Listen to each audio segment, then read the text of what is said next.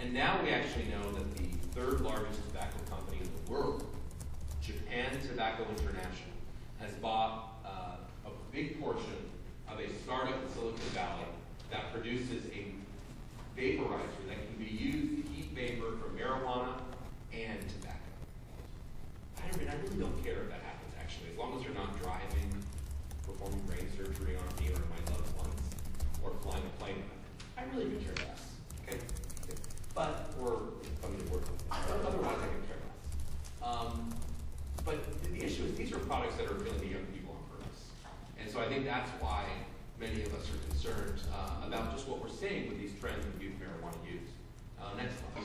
Oh, by the way, here's one of the pens brought to you by Groupon, actually. $39.99, and over 1,000 sold in the first few hours.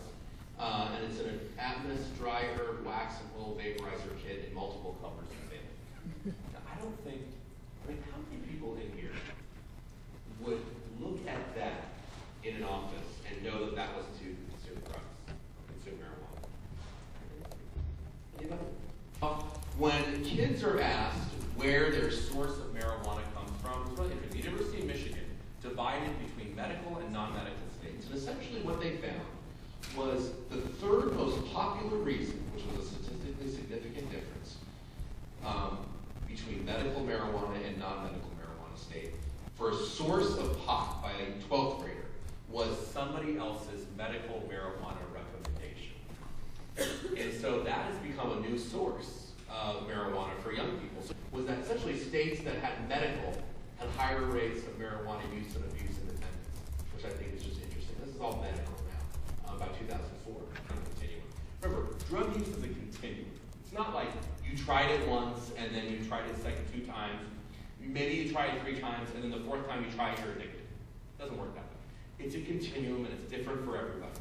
But what we do know, what does work for everybody, is the later you address it, the harder it is to address. And that's not surprising. It's like, imagine if we treated cancer the same way, right? If we said, you know what, you have first stage, early, stage cancer. We don't really have time or resources. We're gonna wait until you have 4th stage cancer, and then we're gonna do intensive chemotherapy, radiation, and throw everything at you and save you then, hopefully. That's sort of how we treat drugs today in our healthcare system. We do not have an appetite looking at this early. Because most people say, I can handle my drinking. It's really not a big deal. I can handle my use. It's not a problem. And what does this have to do with marijuana? Well, again, marijuana, when we talk about marijuana problems, not casual use, not the adult who uses once a month, not the kid who tried it a few times. We're talking about the people who have problems, who are late to work and not going to work and not going to school and lying to their family and driving intoxicated. The people that are the percentage that have problems.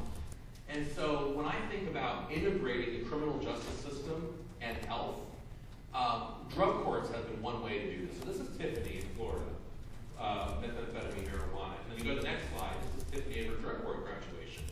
Can't remember how, maybe a year or 2 later. Now, of course, remember, this isn't the case for I'm not saying that everybody who ever tries any drug needs to go to a drug court or needs to get treatment. In fact, by the way, most people stop using drugs not because of treatment. They stop for many other reasons. Now, treatment is one way to stop people using. But we all know our president from not that long ago. How did he stop being an alcoholic? I'm serious. Did he stop being an alcoholic because he went to a treatment center in Texas? No. His wife said, you come home drunk once more, and I'm leaving. That's done. And that was a threat that she never had to carry out.